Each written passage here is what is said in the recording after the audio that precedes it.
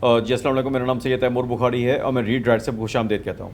जैसे कि आपको मालूम है कि कुछ दिन पहले PMS 2023 का रिजल्ट आया and today I have with me Farooq Humayun. Farooq has stood 26 in PMS 2023 और Farooq has been my very dear student, my brother.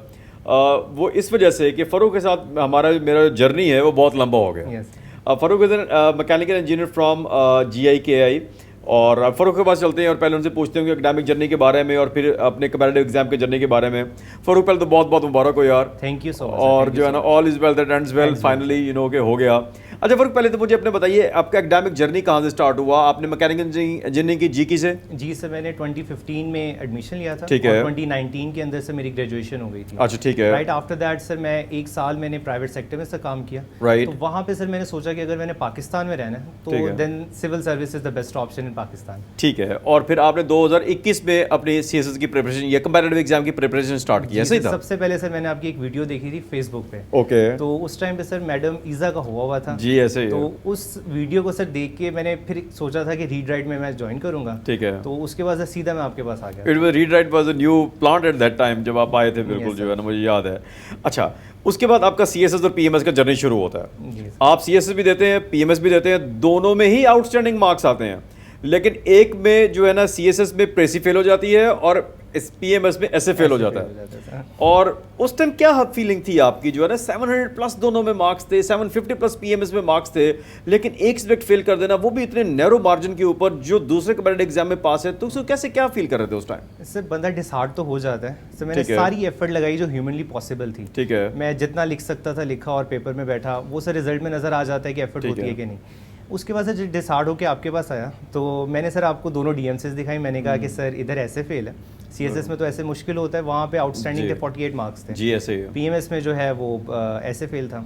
तो सर आपने मुझे कहा था पढ़ाई छोड़ देते हैं, तो अब जो है ना वो तो दुआ शुआ जो है ना वो करते ऐसे ही, बिल्कुल ऐसे तो इंडीड सर आपने मुझे भेजी भी थी दुआ और it help me a lot. मैं सर अब कोई भी सर इंटरव्यू जो होता है या कोई भी मुश्किल चीज़ होती है, पहले मैं रात में वो पढ़ के जाता हूँ। अच्छा। और वो आसान हो जाती है सर। बिल्कुल, बेशक बेशक यार। मैं what I believe is that Farooq के work hard and pray harder. Yes sir. देखिए, मैं फ़ारूक की जर्नी के बारे में कुछ मैं आपको बताता चलूँ। फ़ारूक का जब भी रिजल्ट आया, जब मैं इसके पेपर देखता हूँ, फ़ारूक की तो मुझे हैंड राइटिंग भी याद है, मेरी आंखों के सामने आ जाती है अभी।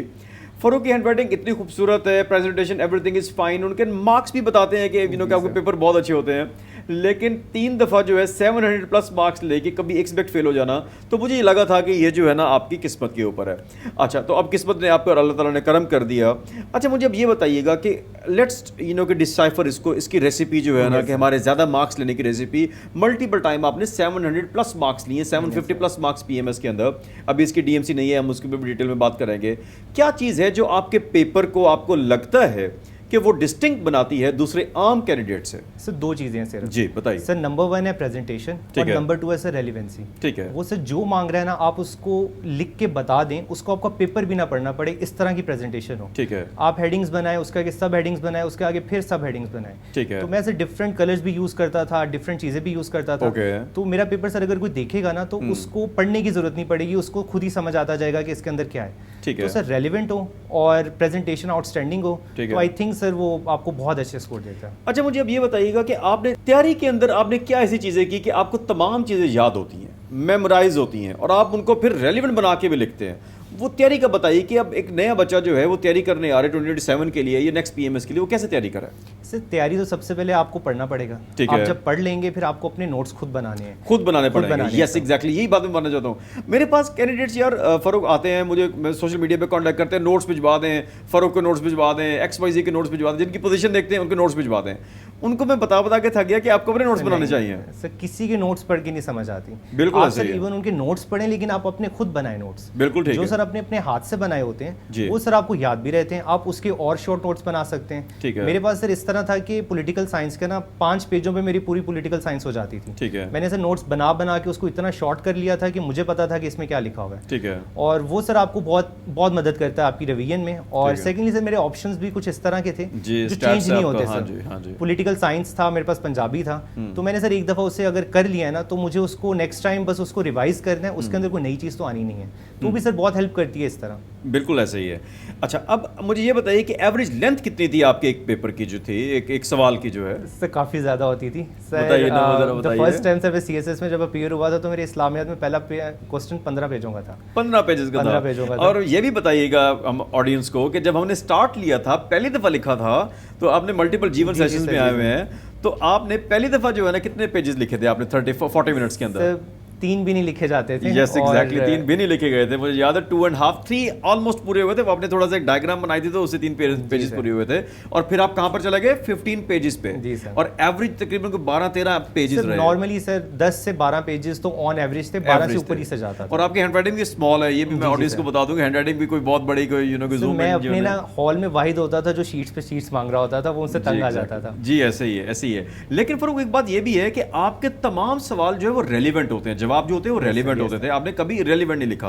यानी कि लेंथ मैटर करती है, इसका मतलब है कि लेंथ तो मैटर करती है, फिर उसका but relevant sir, relevant length. Okay, relevant length matter करती है। और sir straight to the point sir उन्हें जवाब दें।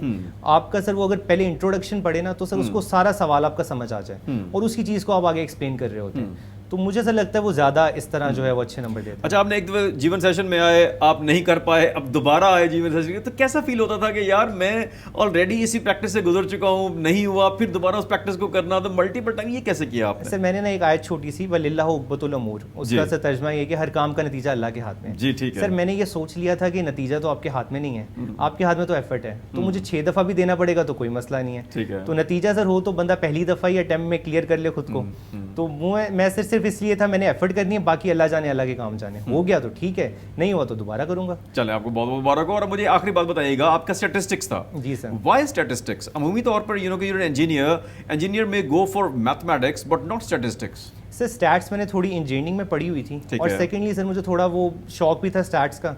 थर्डली सर स्टैट्स नंबर भी बहुत देती है सर। आपने सर अगर सवाल कर लिए ना, पेट आपको प्रैक्टिस की हुई थी सर, क्योंकि मैं जीके में था सर, वहाँ पे न्यूमेरिकल्स ही होते थे, हमने सर सिर्फ थ्योरी समझ लेनी है और अनसीन न्यूमेरिकल्स आने और आपने सॉल्व करने हैं, तो वो सर प्रैक्टिस मेरे पास पहले थी। तो मैंने सर स्टैट्स की सिर्फ थ्योरी पढ़ता था, समझ लेता था, बाकी सर मैं एक्सरसाइज सॉल्व भी नहीं करता था, पेपर में बैठ जाता था।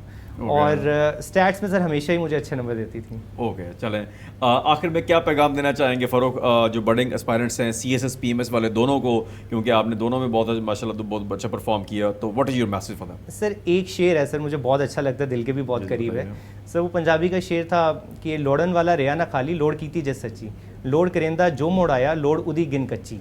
अगर सर आप वाकई चाहते हैं ना तो फिर सर आपको हर चीज़ करनी पड़ेगी। अगर आप पीछे जर्नी से वापस आ जाएंगे ना, तो डिज़ायर है, जो डिज़ायर फिर आपकी अच्छी नहीं थी, आपकी स्ट्रांग नहीं थी, अगर आप जर्नी छोड़ देंगे तो वही सर एंड पे जब होगा तभी छोड़नी है, उससे पहले तो पीछे नहीं आना। चलो, फाइनली बहुत बहुत मुबारक हो। I am really glad for you from the core of my heart that you know कि इतना लंबा journey successfully culminated into very good. सारा क्रेडिट सर आपको जाता है sir, all credit goes to you. मैं सर जब भी डिसहार्ट होता था मैं आपके पास आता था और एक दफ़ा दोबारा से मोटिवेट होकर चला जाता था। नहीं, वो हम जो है ना साथ रहे हैं, we both have been together through thick and thin. असल में फर्क होता ही है कि यार जब कैंडिडेट होता है ना इस पोजीशन के अंदर, तो आई कैन फील इट। आपको पता है कि जब रिजल्ट आता है तो मैं सेलिब्रेट भी नहीं कर पाता, क्योंकि आप लोगों के साथ मेरी काफ़ी एफिलिएशन हुई हुई होती है, तो आपकी वजह से मेरे 2-3 रिजल्ट भी खराब हुए, आपको पता है, मैं सेलिब्रेट भी नहीं कर सका। चलिए, बहुत बहुत मुबारक हो। That was all from Farooq Humayun. Thank you very much. अल्लाह हाफ़िज़। अस्सलाम वालेकुम।